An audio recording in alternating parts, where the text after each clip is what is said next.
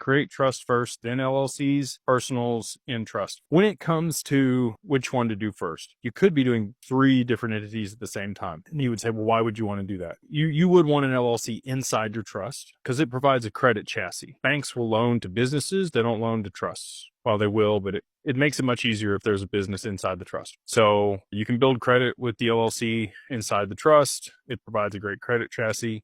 You can manage the assets through the LLC and pay yourself as the manager of the LLC inside the trust. That's another way that you can protect things, but also manage them still. But you likely will want an LLC outside of your trust. And you might say, well, why would I want that? Well, any income produced inside of a trust that's not some like common law, crazy, wild thing that is illegal. If you're operating under normal laws, okay, over $15,000 in income inside of a trust is going to be taxed at 37.5%. It's pretty steep.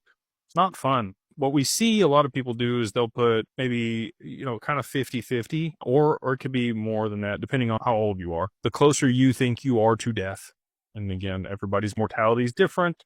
Everybody has different time frame. I'm not going to give like specific information or knowledge here, but let's say, you're close to retirement. You probably would put more of the assets in the trust if you're closer to retirement because you want those to compound and grow inside the trust where they're protected and will pass on. But you want to leave a portion in the LLC because you can pass the taxes from the trust to the LLC, and the income, whatever threshold it was for the trust, like let's say it was, $240,000, right, that you made inside the trust.